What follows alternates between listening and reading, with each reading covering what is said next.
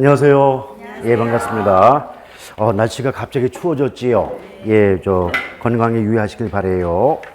자, 이제 오늘은 드디어 투자론 부분이에요. 여러분 교재를 보시면 60쪽 내용인데요. 자, 이 투자론 부분이 많은 분들이 좀 어려워하시는 그런 대목인데, 사실 처음에 기초를 잘 잡고 들어가시면 아주 포기할 정도로 어려운 부분은 아니거든요. 그러니까 우리가 한번 열심히 한번 해보지요.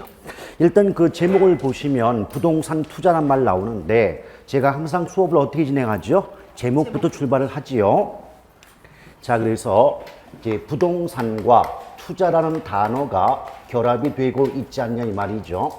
자, 그런데 보통 투자라고 하는 것은 자본 또는 자금을 투입하는 행위다라고 말씀드릴 수가 있지 않습니까? 자, 그런데 부동산이든 아니든 간에 모든 투자의 공통적인 목적은 돈 벌기 위한 거 아닌가요? 그렇죠? 근데 그 돈을 번다는 것을 개론으로 바꾸면 수익의 획득이 목적이다 라고 볼 수가 있죠.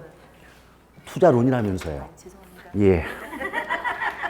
저번에 했던 거 반복했어요. 예. 자, 그랬을 때 뻘 좀 하여라. 자, 61조. 자, 61쪽의 2절을 보시면 부동산 투자의 위험과 수익 부분 나오죠. 예. 그런데 어차피 제목 자체가 수익이 먼저 나와 있으니까 수익성과 관련해서 먼저 살펴드리고 나머지 넘어가죠. 그런데 기억이 나시나 모르겠어요. 투자를 통해서 얻을 수 있는 이득이 소득 이득과 자본 이득 두 가지가 있다는 거 기억나십니까? 자, 소득 이득은 부동산을 가지고 있으면서 얻는 이익이고, 자본 이득은 부동산을 팔았을 때 얻는 이익이다 라고 말씀드렸어요. 그래서 개념을 잡으실 때 이게 좀 용어가 생소하시면 소득 이득은 임대 수익이고 자본 이득은 양도 차익이다, 이런 식으로 좀 개념을 잡고 들어가실 바래요. 근데 결정적으로 이 소득이득, 즉 임대 수익이 얼마나 나올 것이고 또 팔았을 때 얼마만큼의 양도 차익을 얻을 수 있겠는가, 이것의 계산이 필요하지 않겠냐는 말이죠. 바로 그 계산 과정이 나오게 됩니다. 그래서 그 가로 1번에 보면 운영수지라고 해서 가로 속에 소득이득이란 말이 나와 있지 않습니까? 물론 운영수지는 다른 말로 영업수지라는 말을 쓰기도 해요. 근데 거기 공식이 나와 있는데 이 공식은 필수 중에 필수이기 때문에 반드시 기억을 해 주셔야 될 그런 공식에 해당이 돼요. 자, 그러면 공식의 암기는 앞 글자를 따가지고 기억을 하셔도 관계가 없을 거예요. 그래서 첫 번째 가, 공, 기, 유, 영, 순, 부, 세, 전, 세, 후. 자, 이렇게 기억하시면 되는데요. 물론 이제 선생님에 따라서 암기법이 조금씩 다르긴 합니다. 첫 번째 가가 뭘까요? 가능 총소득 또는 가능 조소득 그러는데, 원래 총이나 조는 전부 한자어로 토탈, 종합의 의미거든요. 그래서 일본식으로 말할 때는 조소득이라고 하고 미국식으로 말할 때는 총소득이라고 하니까 총이 나오든 조가 나오든 관계가 없어요.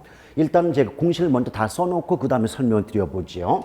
두 번째가 공실 및 불량부채라는 것이 있습니다. 요걸 빼주고, 세 번째 기타 소득해도 되고 기타 수입이라고 해도 상관이 없죠. 그 다음에 이제 유효총소득이 나오게 되고, 자, 유효총소득에서 영업 경비를 빼게 돼요. 그러면 순영업소득을 구할 수가 있고요. 또 여기서 부채 서비스액을 빼주게 되면 세전 현금 수지가 나오게 되고, 또다시 이제 영업소득세를 빼주게 되면 세후 현금 수지를 최종적으로 구해볼 수가 있지 않느냐. 자, 이런 공식이 되거든요. 근데 처음에 접할 때는 공식이 되게 복잡해 보이고 길어 보이는데 몇 번 반복하시다 보면 나중에 익숙해집니다. 걱정하실 거 없어요. 일단 여기서 가능총소득, 이제 하나하나 그 단어의 뜻을 말씀드리고 싶은데, 가능총소득이라고 하는 것은 내가 예컨대 상가가 있어요. 그럼 상가 내에 점포가 있겠죠. 그럼 점포 모두가 100% 임대가 되었다고 할 때 내가 얻을 수 있는 최대한의 소득을 뭐라 그런다? 가능총소득이다 그래요. 그래서 나중에 계산할 때 물론 가능총소득 계산하는 문제는 안 나오겠지만 계산할 때는 점포당 임대료 곱하기 점포수 하면 돼요. 예컨대 점포당 임대료가 100만 원인데 상가 내 점포가 10개다. 그럼 100만 원 곱하기 10 하면 1000만 원이죠. 근데 조심할 게 있어요. 거기다가 또다시 12를 곱해야 돼. 왜냐하면 임대 수익은 연임대지 월임대 수입이 아니에요. 그럼 다달이 1000만 원씩 들어온다면 연간 수익은 1억 2천이 돼야 되겠죠. 1000만 원 곱하기 12 하면 되니까. 근데 그런 것도 나중에 다시 한번 말씀드릴 테니까 걱정하지 마시고 일단 그런 식으로 가능 총소득을 구할 수가 있어요. 근데 공실이 뭐냐? 우리 그 입장에서는 100% 모든 점포가 임대되면 좋겠는데 그 중에 한두 개 점포가 임대되지 않는 경우 있지 않습니까? 그럼 비어 있겠죠. 그걸 공실이라고 해요. 근데 공실과 불량부채 차이점이 뭐냐면 공실은 처음부터 임대가 되지 않아서 임대료가 안 들어오는 거예요. 근데 불량부채는 임대는 됐는데 임차인이 월세를 안 내고 토낀 경우입니다. 이것이 바로 뭐다? 불량부채다. 물론 저것도 나중에 들어가면 이제 좀 원래대로 명칭을 붙이면 공실 손실 상당액 및 대손 충당금 뭐 이렇게 말이 나오게 되는데 지금은 공실 및 불량부채 가볍게 기억하시면 되겠고 그다음에 기타 수입 나오잖아요. 여기서 포인트가 기타라는 단어거든요. 이 기타는 뭐냐? 순수한 임대 수입이 아니다 그 말이에요. 그러니까 임대를 통해서 얻는 순수한 수입은 임대료 수입이 되겠죠. 그런데 임대료가 아닌 수입이라는 점에서 기타 수입 그래요. 자, 상가가 있어요. 그럼 각 층마다 자판기 있죠. 뭐 자판기 운영 수입이라든지 또 주차장 운영 수입 같은 경우는 임대 자체로부터 얻게 되는 수입은 아니지 않느냐. 이런 점에서 기타라는 말을 붙이게 되죠.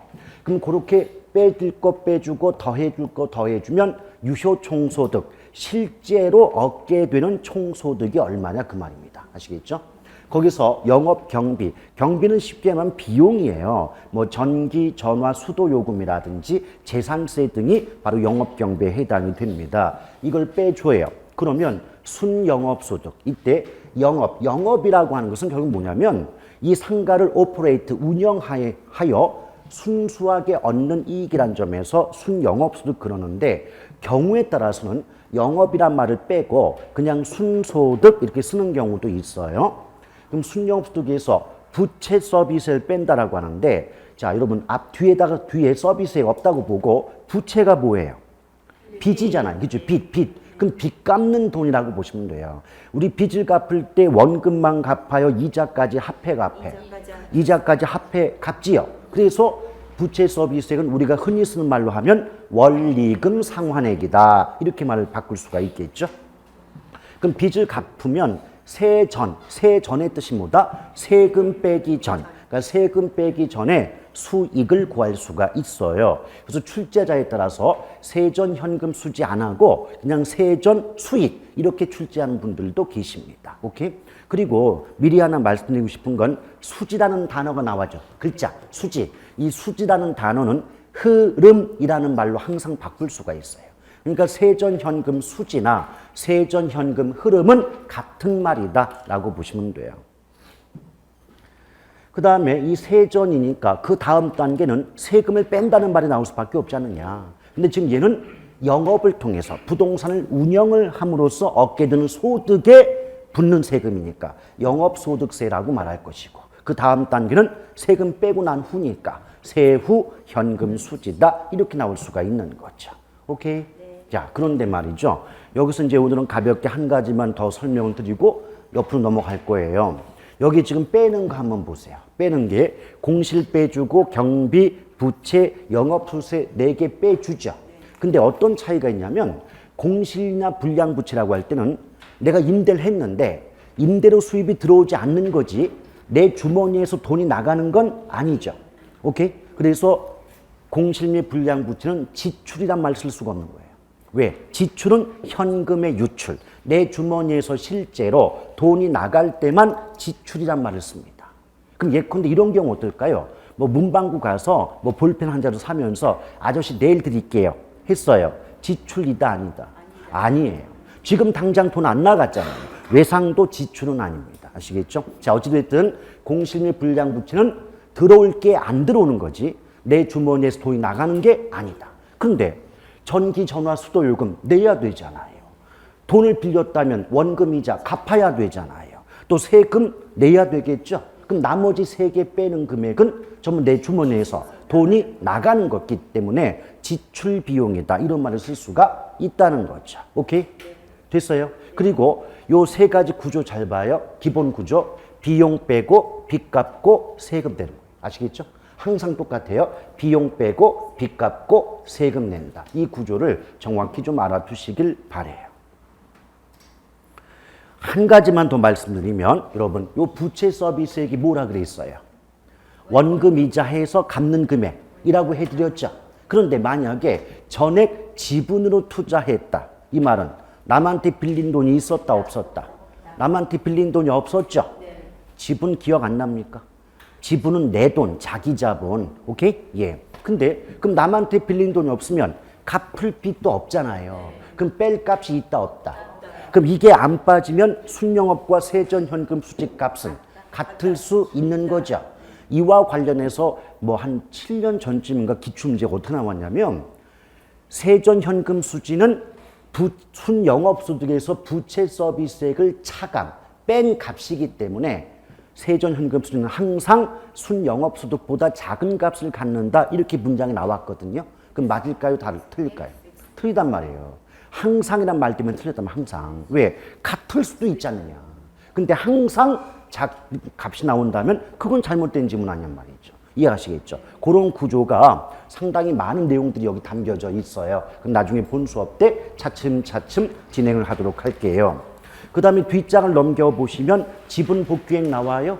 그래요. 그럼 지분 복귀액이 결국 뭐다?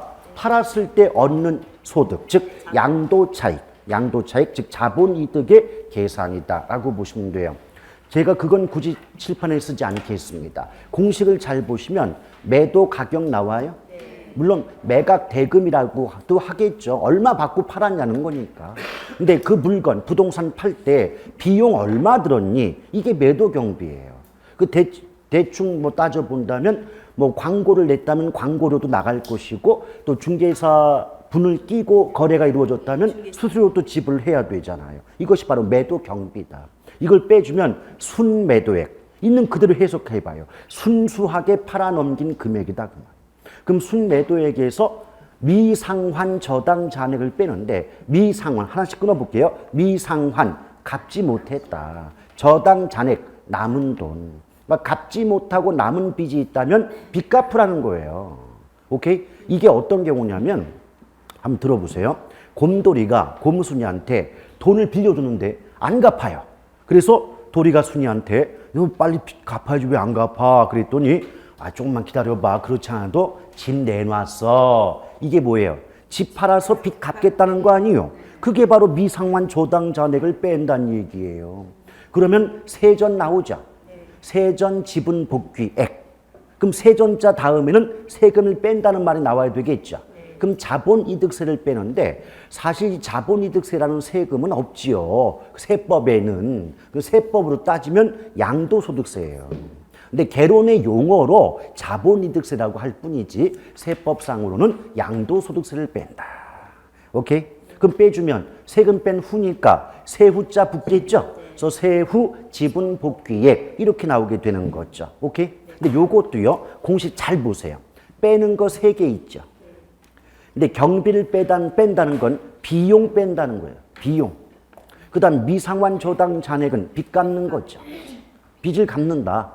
그 다음에 3번째 자본이득세 즉 양도소득세 뺀다면 세금 내는 거죠. 그럼 어때요? 표현은 다르겠지만 우리 앞에 좀 영어 앞에서 소득이득 계산도 빼는 게 비용 빼고 빚 갚고 세금 냈죠? 근데 얘도 지금 비용 빼고 빚 갚고 세금 내는 구조 아니냐고. 아시겠어요? 빼는 것만 잘 비교해 보시라고. 그럼 양쪽 모두가 소득이득이든 자본이득이든 비용 빼고 빚 갚고 세금 내는 구조는 같다. 표현이 다를 뿐이지. 이해가시겠어요? 오케이. 근데 얘도 마찬가지예요. 그럼 응용해봐요. 우리 조금 전에 빚 없었다. 그럼 빼는 값 없지 않느냐? 그럼 순영업과 세전현금 수지가 같을 수 있다 그랬죠? 그럼 그 지분 복귀액에도 처음부터 빌린 돈이 없었다면 갚지 못하고 남은 돈도 없겠죠? 그럼 빼는 게 없으면 순매도액과 세전 지분 복귀액도 같은 값일 수 있지 않느냐.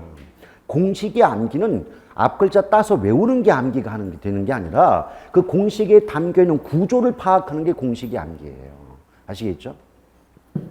됐습니까? 예. 그리고 어차피 이거는 계속 반복을 하시면서 써보고 해야 머릿속에 새겨지는 거니까 좀 노력들이 필요해요. 자, 그 다음에 이제 그 아래에 보면 수익률이 나오잖아요. 근데 수익률 관련해가지고는 이제 어떤 문장이 빠지지 않게 되냐면 투하 자본에 대한 순수이계 비율이다. 이런 식의 말이 꼭 나오게 되죠. 투하 자본에 대한 순수이계 비율. 근데 여러분, 투하 자본이란 말을 다르게 바꾸면 그냥 투자액이에요, 투자액. 근데 여러분 그거 기억나요? 우리가 문장에서 뭐뭐에 대한 이 말이 나오면 그 대안의 앞이 분모가 되고 뒷부분이 분자가 된다 그랬죠. 그럼 그걸 가지고 공식을 만들면 투하 자본분의 순수익이라고 말할 수 있잖아요. 또 그냥 다르게 말하면 투자액분의 순수익 이렇게 말할 수 있겠죠. 오케이? 예, 근데 지금 여기서는 지금 분수식이 아니고 이제 대각선 슬래시를 집어넣었잖아요. 이런 표시 있죠? 예, 이 대각선 표시가 나오면 앞이 분자, 뒤가 분모예요. 자, 여러분 이제 공식 할 때 외우실 때 이제 어떤 걸 외우면 되는데 출제하는 사람마다 똑같은 표현을 안 써주거든요. 그렇죠? 어떤 사람은 나누게 하는 사람도 있고 어떤 사람은 이렇게 표시해 주는 사람도 있고 어떤 사람은 분수로 말하는 경우도 있다 그 말이에요. 오케이? 그럴 때 나누기나 대각선 나오잖아요. 그럼 앞이 뭐다? 분자예요. 뒤쪽이 분모가 되는 거죠. 오케이?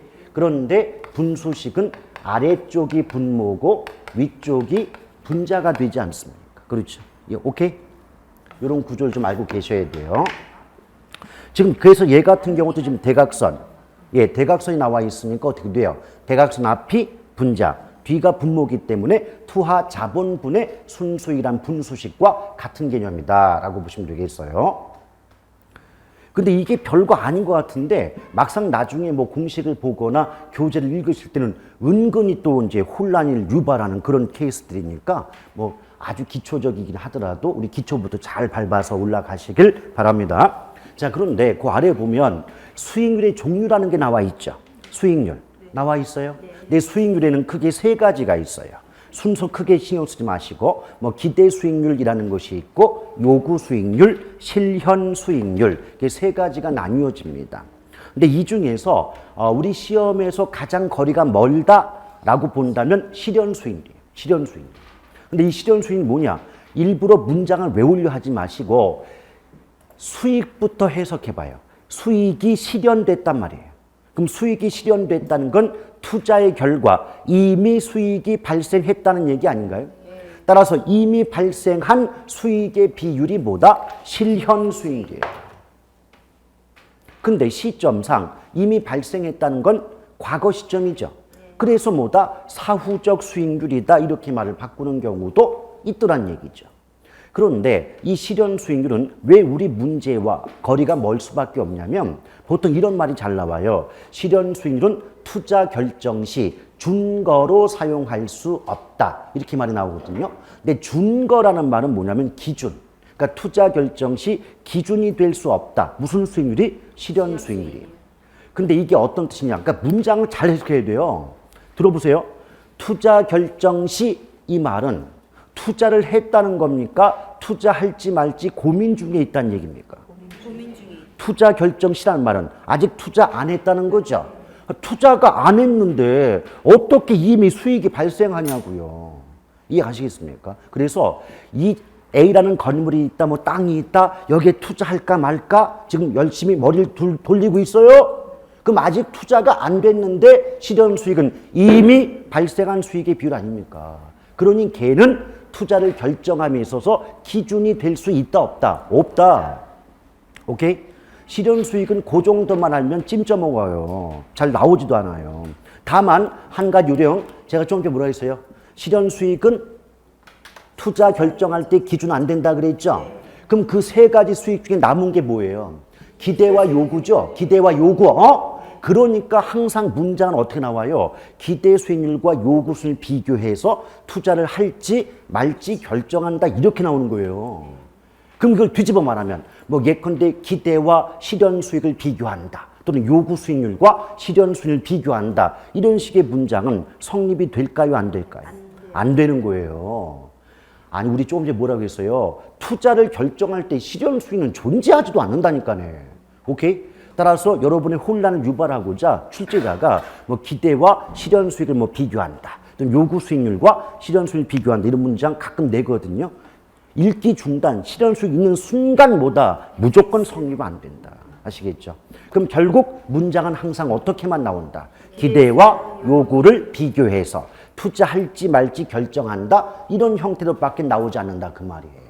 근데 여러분, 우리가 무엇인가를 기대한다는 것은 어떨 거라고 예상한다는 말과 같지 않나요? 응? 오늘 뭐 만난 지 100일째 되는데 남친이 뭐 어떤 이벤트를 해주겠지라고 기대한다는 건 그러할 거라고 예상한다는 말과 같지 않는 말이에요. 오케이? 바로 그 관점에서 기대 수익률은 예상 수익률이라고도 해요. 그리고 수익이 예상이 된다는 건 잘 생각해 봐요. 예상 수익이죠? 네. 그러면 이미 발생한 수익인가요? 발생할 수익인가요? 발생할이니까 사전적 수익률이죠. 그걸 아무 뜻도 모르고 그냥 같은 말에 외우지 마시고 그런 말이 왜 나올 수밖에 없겠는가를 판단해 보자는 거예요. 오케이? 네. 자, 그런데요. 기대 수익이 얼마나 쉬운 거냐면 여기 A라는 건물이 있어요. 근데 투자자 우루사가 있대요. 근데 우루사가 이 건물에 투자를 하게 되면 이 건물로부터 10%의 수익이 예상이 되더래요. 자, 끊습니다. 그럼 여기 10%는 수익률 맞지요? 수익률 맞지요? 근데 이 10% 수익률은요, 투자자 우루사가 원하는 수익이에요? 투자 대상 부동산인 A라는 건물로부터 예상되는 수익이에요. 그렇죠. 투자의 대상이 되는 부동산으로부터 예상되는 수익률 맞죠? 이게 기대 수익률이에요. 오케이? 그런데 이때 우루사가 누구다? 투자자. 투자자 입장에서 왜 그런 경우 있잖아요. 나는 얼마 이상은 수익이 나와야 투자할 거야. 마음먹은 수익이 있겠죠. 그걸 투자자가 요구한다는 점에서 요구 수익률 이렇게 말해요. 오케이? 그럼 보세요. 만약 투자자 우루사는 최소한 5% 이상은 나와야 투자하려고 마음을 먹었대요. 그럼 이 5%가 투자자 입장에서 원하는 요구 수익률 맞겠죠. 근데 이런 상황이라면 이 건물로부터 10%의 수익이 예상된다면 투자자 입장에선 자기가 원했던 것보다 2배가 더 많이 나오잖아요. 이러면 투자를 해요, 안 해요? 하겠죠. 그거를 뭐라고 말한다? 기대 수익률이 요구 수익률보다 큰 경우에는 해당 투자 대안을 채택한다. 그러니까 투자를 채택한다는 건 투자를 한다, 안 한다? 한다. 오케이? 됐어요. 자, 그럼 뒤집어서 말이죠. 기대가 10%예요. 예상되는 수익이. 근데 우루사가 나는 최소한 15% 이상은 나와야 투자할 거라고 마음을 먹었대. 그러면 기대보다 요구가 크지요. 이때 투자해요, 안 해요? 안 한다고. 이걸 어렵다고 그걸 못 풉니까? 여러분들이 봐봐요. 처음에 개념을 잘 잡았잖아요. 그러면 문장이 어렵게 나와도 그래 기대가 뭐고 요구가 뭔가를 파악하잖아요. 그럼 다른 문장 필요 없이 걔네들만 비교하면 문장이 맞는지 틀린지를 아는데 그건 비교를 못하고 다른 문장 그것만 보시면서 문장 되게 기네, 더럽게 복잡하네 이러면서 멘붕 온다니까요. 그렇죠? 왜? 문장을 해석할 그 연습이 안 돼 있는 거예요. 포인트를 잡고 들어가야 되는데 그냥 문장 보다가 이런 된장 이러고 있단 말이에요. 그렇죠? 된장 옆에 고추장도 있겠지만 그래서 이걸 묶으면 뭐라 그래요? 기대 수익률이 요구 수익률보다 큰 경우에는 투자를 채택하고 기대 수익률보다 요구 수익률이 큰 경우에는 투자를 기각한다. 이런 식의 말이 나올 수가 있는 거죠. 오케이? 현재 그 페이지에는 그 내용이 없어요. 없지만 보면 이렇게 나온다. 근데 봐봐요. 이제 크다 작다는 건 나중에 보면 되고 문장 구조가 어떠냐고. 기대와 요구를 비교한다고 지금 나와 있지. 실현이 어딨냐 그 말이 이게. 아시겠습니까? 오케이? 그런데 제가 조금 전에 또 뭐라고 했어요. 요구 수익률은 누구 입장에서? 투자자. 그래서 처음부터 어떻게 기억하냐? 요구란 말 앞에는 투자자라는 말이 생략되어 있다고 보시자 이 말이에요. 오케이? 그러니까 투자자가 그러니까 가로 열고 투자자가 가로 닫고 어디 앞에? 요구 앞에. 오케이? 그럼 당연히 봐봐요. 투자자마다 원하는 수익은요. 같을까요? 다를까요? 달라요. 그럼 사람마다 다르죠? 네. 그럼 사람마다 다르면 주관적이다, 객관적이다. 주관적인. 그래서 요구 수익, 뭐 주관적 수익 이렇게 나오는 거 이게. 별것도 아니고. 오케이? 자, 그런데 여러분, 이 요구 수익은 투자자 입장에서 원하는 수익인데 제가 조금 전에도 뭐라 그랬어요? 나는 최소한 얼마 이상은 나와야 투자할 거야 그랬죠? 그래서 요구 수익률은 최소한의 수익률이에요. 근데 과거 기출문제, 물론 지금은 그런 식의 문제는 안 나오겠지만 최소한의 수익률인데 이걸 최대한, 소를 대로 바꿔가지고 틀리게 했던 그런 문제들도 있다는 거죠. 자, 그러면 다시 한번 들어가요. 우리 요구를 할 때는 개념은 어떻게 잡자? 투자자 입장에서 원하는 최소한의 수익률이 뭐다? 요구 수익률이다. 개념은 그렇게 잡지만 문장은 그렇게 나온다 안 나온다? 그렇게 안 나오겠죠. 그럼 제가 한번 포장 좀 해볼게요. 요구 수익률은 투자자가 투자를 결정함에 있어서 반드시 충족되어야 할 최소한의 수익률을 의미한다라고 표현되는 거죠. 오케이? 근데 문장은 번지르르 하지만 결국 뭐다? 나는 최소한 얼마 이상은 나와야 투자할 거야. 이거 얘기하는 거 아니냐 이거지. 오케이? 그 제발 그 문장편에 현혹되지 마시고 핵심을 잡아라는 얘기야. 핵심을. Understand? 네. 예. 며칠 쉬었더니 힘이 막 나가지고 막 흥분되네 이거. 예. 아시겠죠? 요구 수익 그렇게 보면 돼요. 그리고 투자자의 요구 수익률 속에는 시간에 대한 대가와 위험에 대한 대가가 포함된다 이런 말 나오거든요. 그게 무슨 말이냐? 한번 차분하게 들어보세요. 여러분 이제 3년 만기 정기 예금에 1억을 투자했다. 이 말은 1억이 내 돈이지만 3년 동안은 내 마음대로 쓸 수 없고 기다려야 되잖아요. 수익이 나올 때까지. 그럼 그 기다림에 대한 수익이 발생할 때까지 투자자는 기다려야 돼요. 그 시간의 경과에 대한 기다림에 대한 보람은 있어야 되지 않느냐. 이걸 우리는 시간 대가란 말씀입니다. 시간 대가. 근데 단적으로 3년 만기 정기 예금의 이자율이 1%다. 그 말은 3년을 꼬박 기다렸구만. 꼴랑 세금 빼기 전에 1%의 수익이 나한테 주어진다면 기다림에 대한 보람이 만족이 될까요? 안 되겠지. 그럴 땐 투자 안 하겠죠. 근데 뒤집어서 3년 만기 정기 예금의 이자율이 한 15% 정도 된다면 그 정도면 뭐 별다른 위험 없이 얻게 되니까 그거는 한번 3년 한번 기다려볼까 이런 생각이 들지 않냐 그 말이죠. 오케이? 그래서 시간에 대한 대가는 어떤 뜻? 수익이 발생할 때까지 시간이 경과 지나야 되니까 그 시간을 견디고 기다리는 데 대한 보상, 보람은 있어야 되지 않느냐. 이걸 시간 대가라 그래요. 근데 위험 대가는 뭐냐? 투자자 입장에서 내가 여기에 투자하면 나 잘못하면 손해봐. 그 위험을 무릅쓰고 투자했으니 그 위험에 대한 보람, 대가는 있어야 되지 않아? 라고 생각을 하는 거예요, 투자자가. 오케이? 그럼 뭐예요? 시간 대가는 수익이 나올 때까지 기다림에 대한 보상이 있고 위험 대가는 위험을 무릅쓰고 투자한 부분에 대한 보상이 있어야 되지 않느냐. 그걸 누가 원하더라? 투자자가. 그래서 요구한다. 이해하시겠어요? 자, 그 정도 가볍게 개념 잡고요. 이제 오른쪽 와보세요. 이제 위험 나와요? 예. 이 기초 시간에 모든 걸 다 하려는 생각을 하시면 안 돼요. 그거 다 설명하려면 여러분 지금 머리 정말 복잡해져요. 물론 제 입장에서 자꾸 하고 싶은 욕구가 막 발생하는데 여러분에게 기초 때 그 말씀 드리면 대규모 환불 사태가 발생하여 저는 학원에서 해고될 수도 있어요. 예. 자, 그 다음에 오른쪽 3번에 위험 들어가요. 위험. 근데 위험의 뜻이 뭐냐면 여러분 우리가 그러잖아요. 왜 부동산 투자한다? 돈 벌려고 수익이 있으니까. 근데 왜 부동산 투자를 꺼려한다? 잘못하면 쪽박차니까. 이 쪽박찰 가능성을 우리 뭐라 그래요? 위험이다. 자, 우리 이거 한번 생각해 봐요. 자, 투자한다고 동시에, 투자와 동시에 수익이 발생하는 거 아니지요. 그 미래의 수익이 발생하겠죠.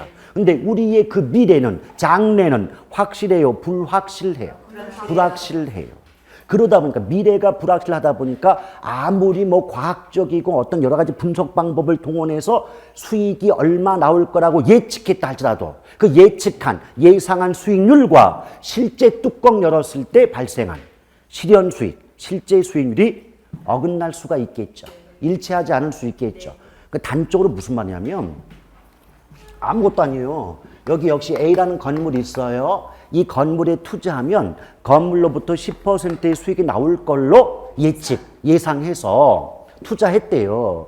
그럼 여기서 10%는 예상 수익률 또는 기대 수익률이라고 말하겠죠. 근데 투자의 결과 이미 발생한 수익의 비율을 실현 수익을 그랬잖아요. 근데 나중에 뚜껑을 열어봤대요. 그랬더니 5%밖에 안 나오더라는 거예요. 그럼 나는 얼마 예상했다? 10. 근데 실제 발생한 수익은 5. 그럼 예상한 것과 실제 발생한 수익 또는 결과가 일치, 불일치? 불일치. 이것을 뭐라 그런다? 위험. 오케이? 자, 그러면 개념 잡았으니까요. 또 이제 예쁘게 문제 한번 만들어 봐야죠. 예. 자, 위험이란 장래의 불확실성으로 인하여 예상 수익률과 실현 수익률이 일치하지 않을 가능성을 말한다. 이런 식으로 문장을 바꾸는 거죠. 근데 그것도 결국은 어때요? 다른 거 다 필요 없고, 예상한 거, 실제 발생한 거, 일치하지 않는다. 그게 핵심 아니에요. 그렇죠. 그리고 또 하나 팁을 알려드리고 싶은 게 뭐냐면, 문장 속에 장래의 불확실성이라는 말 나오잖아요. 읽기 중단. 이미 그 문장이 의미하는 건 위험입니다. 장래의 불확실성 이 말 나오는 순간 우린 무엇으로 이해하자? 위험. 그렇죠. 그럼 예컨대 출제자가 약간 그 문장을 좀 바꿔내면은 순진한 사람은 위험을 제거한다 이렇게 내요. 근데 약간 머리를 돌리는 사람은 장래의 불확실성을 제거 감소시킨다 이렇게 나온다. 오케이? 그럼 위험을 제거시킨다라고 나왔다면 금방 무슨 말인지 알아듣겠는데 장래의 불확실성을 제거시킨다 이렇게 문장표를 하게 되면 얘는 무슨 말 하는 거지? 순간 좀 멈칫할 수 있지 않습니까? 이게 다른 거예요, 이게. 아시겠죠? 예. 그러면 여러분께 질문합니다.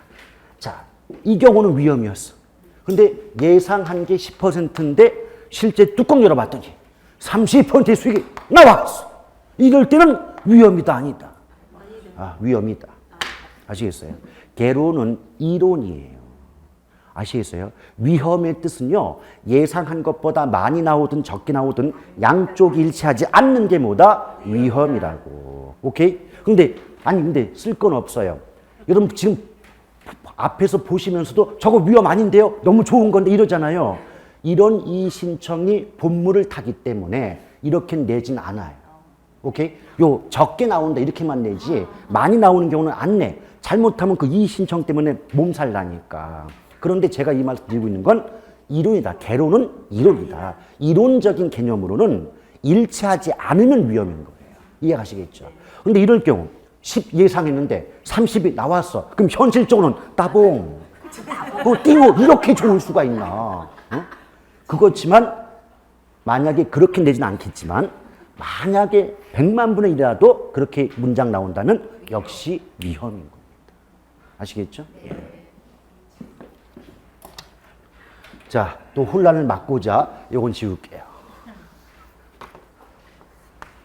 근데 이런 이제 위험에는 어떤 것들이 있는가를 한번 살펴보셔야 되는데 그 아래에 보시면 부동산 투자의 위험에 가지고 종류 나와요. 네. 예, 요 부분은 제가 교재에는 6개를 써놨지만 가로 6번까지 있죠. 네. 예, 그러나 그 6번까지 갈 필요 없고 가로 5번까지만 보셔도 전혀 지장 없어요. 아니 왜 그렇잖아요. 교재에 있다고 뭐 다 나오나? 좀 있어 보려고 막 집어넣은 것들이 있을 거 아닙니까? 그러니까 가로 5번까지만 보자. 그리고 종류나 순서 외울 때는 암기법도 괜찮다 그랬어요. 그거 앞글자 한번 따봐요. 사, 금, 법, 인, 유 아니에요? 그렇죠? 사금법인유죠? 오케이, 좋아요. 근데 이게 나중에 보시면 아시겠지만 그 1번 사업상 위험 옆에 가로 열고 경영위험이라고 써놨잖아요. 그래서 두 번째 암기법은 사금법인유가 아니라 경금법인유 이렇게 외우는 경우도 있어요. 그럼 사금법인유, 경금법인유 둘 다 결국은 같은 말 하는 거죠. 예. 근데 이제 사업상 위험은 그 부동산 투자든 개발이든 사업 자체로부터 발생하는 위험을 의미하는데 지금 그런 거 외우려고 하지 마시고 일단 그 속에 뭐 있나 봐요. 시장 위험 있어요? 네. 위치 위험 있어요? 네. 운영 위험 나와요? 네. 예. 근데 여기서 팁. 여러분 투자론에서 시장 위험, 그러니까 위험 앞에 시장자 붙은 거. 무슨 론에서? 투자론에서. 제가 왜 투자론이라고 얘기를 하냐면 개발 나중에 그 공부하시다 보면 개발론에도 시장 위험자가 있어요. 근데 의미가 달라서 그래요. 그러니까 똑같은 시장 위험한 말 나와도 투자론에서의 의미와 개발론의 의미가 다르기 때문에 제가 항상 투자론에서 이렇게 얘기를 합니다. 자, 투자론에서 시장자가 붙는 위험 나와요. 문장 속에. 그러면 그 누구도 피할 수 없는 체계적 위험이에요. 자, 위험은 성격상 체계적 위험과 비체계적 위험 두 가지로 나눠지거든요. 근데 체계적 위험은요. 어떤 수단, 어떤 방법을 동원하더라도 그 어떤 투자자도 피할 수 있다, 없다? 없다. 그래서 피할 수 없는 위험을 체계적 위험 그러고 비체계적 위험은 피할 수 있는 위험이다.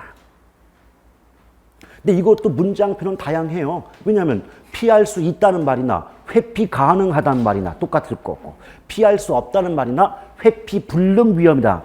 똑같은 말 아니겠습니까? 그러니까 그런 것들은 일부러 외우려 하지 마시고 말뜻만 동일하다면 얼마든지 쓸 수 있다라고 보시면 되죠. 근데 이렇게 말씀드렸더니 많은 수험생들이 어떤 혼란을 겪으시느냐. 일상생활에서 체계적이란 말 쓰면 굉장히 좋은 말이고 긍정적이잖아요. 그래서 쉽게 와닿지가 않아요. 왜 저렇게 안 좋지? 이런 식으로 하시는데 그렇게 혼란이 오는 분들은 분석을 안 하기 때문인 거예요. 보세요. 얘네 거꾸로 분석해 볼까요? 위험이 체계적인 거예요. 위험이 체계적이다. 그럼 체계적이란 굉장히 꼼꼼하다, 촘촘하다 이런 뜻이죠. 그 위험이 꼼꼼하고 촘촘하면 피할 구멍이 있다 없다? 없어. 그래서 아무도 피할 수 없다는 뜻이에요. 근데 비체계적 위험은 뒤집어 보면 위험이 체계적이지 않다. 그 위험이 꼼꼼하지 않은 거죠. 그럼 빠져나갈 구멍이 있겠죠. 그래서 피할 수 있단 말이에요. 오케이? 그러니까 항상 어떤 단어나 이런 문장이 나오면 이걸 어떻게 해석할까, 해볼까 이렇게 노력하고 생각하고 연습들을 하셔야 돼요. 그러면 일방적으로 주어진 지식은 오래 못 가지만 내가 직접 연구하고 해석한 내용은 외우고 싶지 않아도 머릿속에 박힙니다. 그런 노력들 좀 해주시길 바라요. 요번에도 그 합격 수기 뭐 이런 게시판 같은 글 같은 거 보다 보면 대부분이 공통적으로 무슨 말씀하시냐. 학원도 좋고 선생님 잘했다. 그러나 공부하는 내가 열심히 하지 않으면 결국 합격은 물 건너 간다는 게 주류예요. 물론 우리들한테는 배웠으니까 감사하다는 말은 덧붙이겠지만 결국 공부의 핵심은 여러분 스스로인 거지. 우리가 해주는 게 아니지 않습니까? 그렇죠? 물론 마음 같아서야 대신 시험 봐주고 싶은 마음이야 굴뚝 같아요. 그게 불가능해. 그렇죠? 5억 주세요. 내가 대신 봐줄게요. 자, 그렇죠? 요새 로또 1등 하면 얼마쯤 받아요? 한 10억쯤 됩니까? 10억 중에서 33%가 세금이니까 3억 3천이 세금이고 그럼 6억 7천 남네요. 6억 7천. 와, 로또 1등이 실수령액이 6억 7천? 와, 그렇군요. 자, 어쨌든 이렇습니다. 근데 제가 지금 말씀드리고 싶은 건 투자론에서 시장자가 붙는 위험이 만약 나왔다. 그럼 얘는 무조건 성격이 뭐다? 체계적 위험이다. 그럼 거기서 사업상 위험이 지금 시장 위험, 위치 위험, 운영 위험 나눠졌죠? 그럼 사업상 위험 중에서도 시장 위험은 체계적 위험이고 나머지 위치나 운영 위험은 비체계적 위험으로 구분해 볼 수가 있다는 거예요. Understand? 예. 그 다음에 금융상 위험 나오는데 여러분 금융상 위험은 한마디로 빚을 갚지 못할 위험입니다. 그러니까 채무 불이행 위험이라고 개념을 잡으시면 되는데요. 여러분 기억나십니까? 우리 저번 주 이 시간에 지렛대 효과 배웠던 거. 안 했어요? 했어요. 했지요. 네. 지금 이런 반응이 뭡니까? 이거 굉장히 민망해요. 자, 지렛대 효과 배웠죠? 네. 근데 이론적으로는요, 지렛대가 남의 돈이잖아요. 그럼 이론적으로는 남의 돈을 많이 끌어올수록 지렛대 효과가 커진다 그래요. 올라간다. 근데 역으로, 반대로 너무 빚을 많이 끌어오면 그럴수록 빚을 갚지 못할 위험 역시 커지게 되죠. 그게 금융상 위험이에요. 그래서 지렛대 효과와 동전의 양면에 해당하는 게 바로 금융상 위험이라고 이해를 하시면 돼요. 다시 한번. 자, 남한테 돈을 많이 끌어올수록 지렛대 효과, 나의 수익을 높일 수가 있겠지만 반대로 빚을 갚지 못할 위험도 그만큼 커질 수밖에 없지 않느냐, 이런 내용입니다. 그리고 법적 위험은 아주 간단해요. 법이 포인트거든요. 그래서 뭐 법률이다, 제도, 정책, 규제 등이 변화함으로써 투자자가 손실을 입게 되는 경우를 법적 위험, 이렇게 표현할 수가 있어요. 그 다음에 인플레 위험 나오는데, 여러분 인플레 어떨까요? 인플레가 무슨 말이에요? 물가가 오르는 거죠. 근데 물가가 올라가면 돈 가치는 떨어져요. 그래서 이제 일단 거기서 끊으면, 그래서 우리가 물가와 화폐 가치는 반비례 관계에 있다, 그런 말도 나올 수가 있지 않겠습니까? 그런데 물가 올라가면 돈 가치가 떨어지고, 돈의 가치가 떨어진다는 건 어떤 물건을 구입할 수 있는 능력이 커지는 거예요, 작아지는 거예요? 작아지는 거죠. 네. 돈 가치가 떨어졌어요. 그럼 구매력이 올라가요, 떨어져요? 떨어지죠. 그래서 구매력이 하락하는 위험을 뭐라고 한다? 인플레 위험이다. 됐습니까? 예. 자, 그 다음 유동성 위험은 제가 가로 열고 환금성 위험 써놨죠? 근데 환금의 뜻이 뭐예요? 돈으로 한. 자, 현금으로 교환한다. 무엇을? 부동산. 그럼 부동산을 현금으로 바꾼다는 건 결국 거래가 이루어진다는 말과 같아요. 근데 이 환금성 위험은 뭐 예쁘게 포장하면 어려운 말이 나오겠지만 한마디로 해석하면 금매. 금매. 아시겠어요? 자, 급박한 사정 때문에 뭐 이민을 가야 된다, 다른 지역 이사를 가야 된다. 근데 내가 빨리 팔아치워야 돼. 근데 원래는 2억을 받아야 정상가인데 거래가 이루어지기 어려워요. 그럼 1억 5천, 6천에 내놓은 경우 있죠. 그럼 어우 싸다. 금매물 나왔네. 사지 않습니까? 오케이? 그럼 어때요? 2억 받을 거 1억 6천 받고 팔았다면 4천 까먹었죠. 그런 경우가 부동산을 현금으로 교환하는 과정 속에서 시장 가치의 손실, 즉 싸게 받아서 내가 미쳤다. 이걸 뭐라고 한다? 유동 또는 환금성 위험. 오케이? 그러니까 문장은 자꾸 반복해 읽으시되 개념 잡을 때는 환금성 위험은 금매다. 금매로 인한 위험이다. 이렇게 이해하시면 돼요. 됐습니까? 그 다음에 이제 뒷장을 넘겨보시면 가로 3번에 위험 수익의 상쇄 관계 그랬는데, 상쇄는요, 비례입니다. 비례. 그러니까 위험과 수익은 같은 방향, 비례 관계에 있다는 걸 위험 수익의 상쇄 관계다. 이렇게 말을 해요. 물론 거기 문장이 쓰여져 있겠지만 우리 가볍게 한번 생각해 볼까요? 위험이 크잖아요. 그 위험이 클수록 투자자는 그 위험을 무릅쓴 대가를 보다 많이 원하지 않을까요? 그렇죠. 그러니까 뭐다? 위험이 커지면 투자자는 더 높은 수익을 원하겠죠. 그 위험이 커짐에 따라서 투자자가 원하는 수익도 커지겠죠. 그럼 같은 방향, 반대 방향.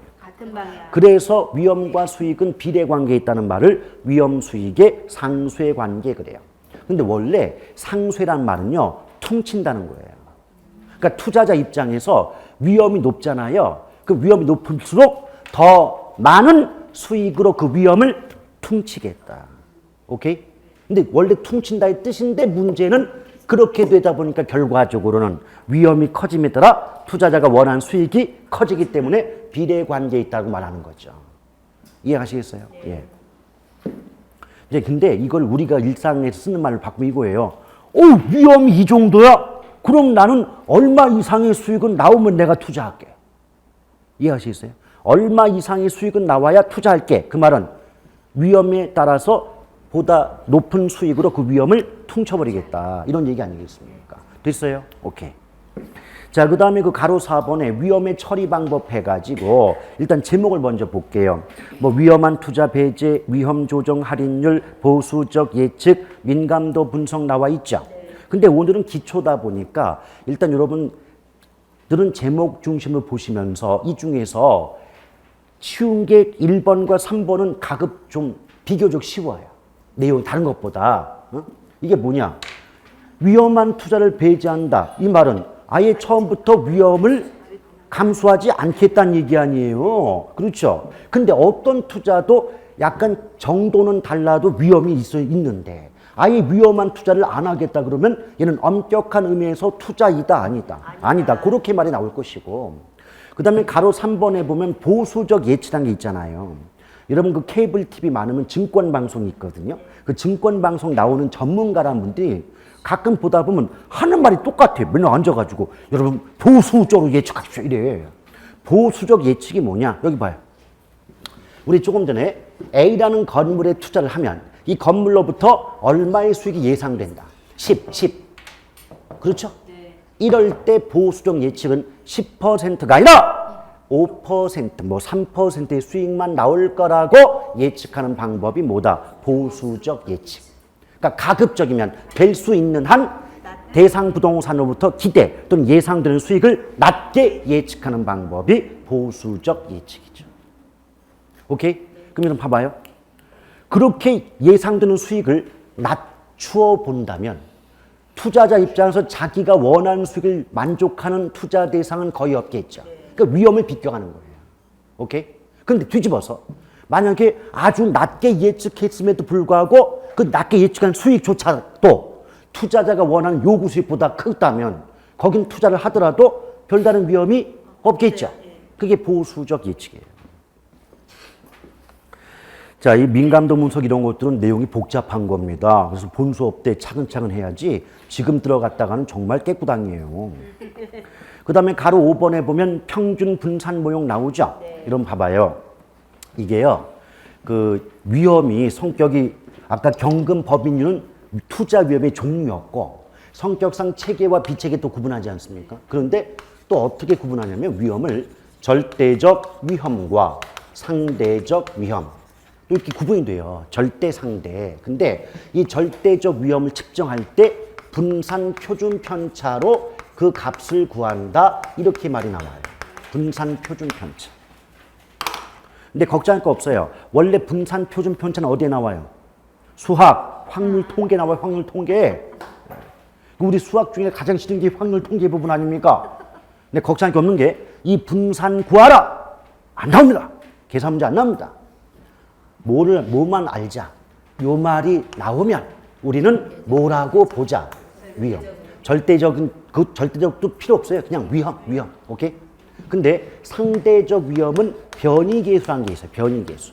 변이계수로 그 값을 구한다. 일단 그렇게 좀 구분하세요. 자, 다시 한번 위험에는 절대적 위험과 상대적 위험 두 가지가 나뉘어지는데 절대적 위험은 분산이나 표준 편차라는 걸로 값을 구하고 상대적 위험은 변이계수라는 걸로 값을 구한다. 근데 웃긴 건요. 절대든 상대든 위험은 위험이잖아요. 그러니까 예컨대 분산이나 표준 편차 값이 높게 나왔다는 건 그만큼 위험이 높다는 뜻이고 변이계수도 값이 높다는 것은 그만큼 상대적으로 위험도가 높다는 뜻이겠죠. 오케이? 그럼 당연히 분산 표준 편차나 변이계수 값은 작게 나와야 위험이 낮기 때문에 우월한 투자 대안이다 라고 평가해 볼 수가 있지 않냐 그 말이에요. 지금 쓰는데 바쁩니까? 아니요. 제가 쓰지 말라고 몇 번을 말해요? 그거 어차피 그거 다 있어요. 네. 예. 강의 집중들을 하셔야 돼요. 쓰다 보면 분산이 집중이 아니라 분산이 됩니다. 분산되면 힘들어져요. 예. 그런데 제가 왜 분산 표준 편차 구하는 계산 문제 안 나오냐 그런 줄 알아요? 5년 전에 나왔어요. 5년 전에 계산 문제가 나왔어요. 분산 구해봐라.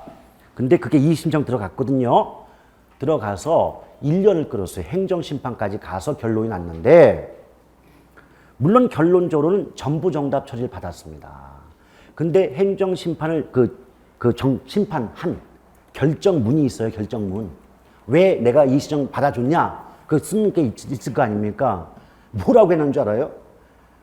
계산상 전혀 하자가 없는 문제라고 했어요. 분명히. 그 문제는 하자가 전혀 없는 문제다. 그러나 공인중개사 수험생 수준으로 풀 수가 없는 문제다. 그래서 전부 다 점수 줬어요. 그럼 봐봐요. 문제 하자 있었다 없었다? 없었다. 근데 달려드니까 가져가라 한 거냐.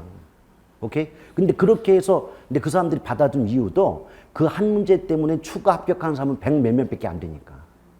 요번에 뭐 들어보시면 아시겠지만 이 신청 요번에도 좀 들어갔었잖아요. 이 신청은 한 문제도 안 받아줬어요. 왜? 예년보다 합격자 수가 엄청 많은데 거기다가 그것까지 다 받아주면 한 문제 받아준 순간 몇천 명이 들더라. 그럼 뭐 정치적으로도 받아주기가 어렵겠죠. 부담이 크거든요. 그래서 한 문제도 안 받아줬어요. 오케이? 아 근데 그게 문제가 아니라 자 여러분 전혀 하자 없는 문제를 내놓고도 그것이 잘못됐다고 이 신청을 받아줬다면 어떤 출제자가 그따위 짓을 또 하겠냐 그 말이에요. 아시겠어요? 내봤자 또 그거 할 텐데. 그래서 선배 열사들의 강력한 투쟁의 결과 우린 엄청난 어려운 계산 문제 한 문제를 안 봐도 됐다. 이런 상황이 되는 거죠. 예, 힘이죠. 힘이에요. 근데 하여튼 그래가지고 그래도 요새는 또 어떤 분들도 계시냐면 뭐 김 선생은 저기 열심히 갖춰놓고 왜 요번 시험에 이 신청 문제를 하나도 안 해줬어? 뭐 성의가 없는 거 아니야? 그런 그 말을 하시는 분이 계셨어요. 그래서 저기요 이 신청할 문제가 있어야 말이죠. 그리고 제가 이 시험만한 문제가 있다 하면 이미 다른 분이 다 올려놨기 때문에 그걸 다시 거기서 벗어나는 다른 문제를 올린다면은 가치가 있지만 남들이 다 올려놨던 문제를 또 내 입으로 말하는 것은 가치 있는 행동이 아니잖아요. 어차피 다른 분이 다 올려놨으니까. 근데 그걸 가지고 서운하다 그러시대. 그러니까. 근데 결과적으로는 받아줬다 안 받아줬다. 한 문제도 안 받아줬어요. 그리고 요번 시험이 뭐 이제 지나서 얘기를 드립니다만은 난이도가 이렇게 높았던 시험이 아니거든요. 그리고 개론에서 계산 문제가 작년에 13개 나왔던 게 6문제가 나왔다면 7문제를 확 줄여줬고 계산 문제를 확 줄여줬고 나머지 문장도 뭐 길거나 복잡한 문장 없이 냈기 때문에 이 신청을 할 정도의 수준이 아니었다는 거죠. 근데 그럼에도 불구하고 저도 한 문제는 요거는 해석상 문제가 있다 해서 올리려고 했는데 이미 누가 올려놨더라고 똑같은 문제를. 그래서 굳이 저 똑같은 걸 다시 올릴 필요까지는 없다는 판단에서 안 올려드렸더니 많이 서운하시대요. 그래서 이 자리를 빌어서 하려고 했습니다. 남들이 올려놨기 때문에 안 했던 것 뿐입니다. 자, 그렇게 좀 하기야 우리 시험 보신 입장에서는 얼마나 또 마음이 그러시겠어요. 그래, 맞아요. 자, 그렇게 보시면 되는데 그래서 여기 제목에 분산자 나왔죠? 그 분산자 나오면 여러분들은 위험. 오케이? 그 다음에 이 평균이 뭐냐면 우리 그 앞에서 기대 수익률이라는 거 있었죠. 근데 그 기대 수익률은 가중 평균하여 값을 구해요. 제가 기대 수익률 하면서 그냥 넘어갔던 이유가 거기 평균값 구하려면 계산을 해야 되기 때문에 기초 때 계산할 수가 없거든요. 넘어갔는데 일단 뭐라고 좀 알자. 평균 요 말이 나온다. 그러면 여러분들은 기대 수익률이라고 좀 해석을 해주자. 기대 수익률 또는 예상 수익률. 그럼 분산은 위험이다. 자, 그래 놓고 한번 해석해 볼까요? 평균이 예상되는 수익이고 분산이 위험이라면 이 말은 뭐다? 예컨대 A와 B라는 두 개의 투자 대안이 있다면 그 투자 대안의 수익과 예상되는 수익과 위험을 비교해서 수익이 같으면 위험 작은 거, 위험이 같으면 수익 높은 거 선택하는 방법. 그게 평균 분산 모형이에요. 자, 우리 한번 따져볼까요? 여러분, 자, 복습 평균 나오면 뭐라고요? 기대 수익률. 그 다음에 이제 분산자 나오면 무슨 뜻? 위험. 좋아요. 그럼 결국은 이 평균 분산법이라고 할 때는 각 투자 대안별 예상되는 수익과 위험을 비교해서 좀 더 나은 거 선택하는 방법 아니겠냐 그 말이에요. 자, 여기 A와 B라는 두 개의 투자 대안이 있어요. 근데 평균은 A가 커요. 근데 분산은 A와 B가 같대요. 이걸 해석해보면 한꺼번에 보면 헷갈리니까 끊어봐요. 자, 예상되는 수익은 어디가 높아요? 근데 위험은 A와 B가 같다는 거죠. 그럼 위험 같을 때는 수익 높은 거 선택하는 거 아니에요? 그럼 뭐? A. 오케이? 근데 잘 들어요. 이럴 때 뭐라고 하는 줄 알아요? A가 B를 지배한다. 지배한다는 말은 그것이 보다 우월하다. 지금 위험이 같으면 수익 높은 거 선택하는 거 맞지요? 그럼 A가 B보다 우월한 투자 대안 아니냐고. 그럴 때 우리는 뭐라고 한다? A가 B를 지배한다. 오케이? 자, 그럼 두 번째. 평균은 A와 B가 같더래요. 근데 분산은 B가 크다 이렇게 나왔대요. 그러면 해석해보면 예상되는 수익은 같지요? 근데 위험은 B가 더 크죠? 그럼 수익이 같을 때는 위험 큰 쪽, 작은 쪽? 작은 쪽 선택하죠? 그럼 뭐? 그럼 이럴 때도 역시 A가 B를 뭐 한다? 그렇습니다. 평균은 A가 높더래요. 근데 분산은 B가 크더래요. 끊어서 해석하면 예상되는 수익은 어느 쪽이 크다? A가. 근데 위험은 어느 쪽이 크다? B가. 그럼 A 입장만 놓고 보면 B보다 예상되는 수익은 높고 위험은 작죠. 그럼 어느 거 선택? A. 네 번째, 평균도 A가 높은데요. 분산도 A가 크대요. 이걸 끊어봐요. 자, 수익만 놓고 보면 어느 거 선택해야 돼요? A. 근데 위험만 놓고 보면 B죠. 왜? 분산이 작다는 건 위험이 작다는 뜻이니까. 오케이? 그럼 어때요? 수익률만 보면 A가 우월한데 위험만 보면 오히려 B가 우월한 투자 대안 맞죠? 그럼 이 상황에선 A, B 중에 어느 게 좀 더 유리하다, 좀 더 나은 투자 대안이다 라고 선택하기가 쉽다, 어렵다? 그걸 평균 분산 모형의 오류다 그래요. 오케이? 그런데 저 네 번째 경우를 기출문제에서 지문으로 냈을 때 좀 복잡하게 냈거든요. 저 네 번째 경우 무슨 뜻인지 이해되죠? 네. 자, 이걸 기출에 나왔던 문장으로 한번 바꿔볼 테니까 그냥 들어보세요, 한번.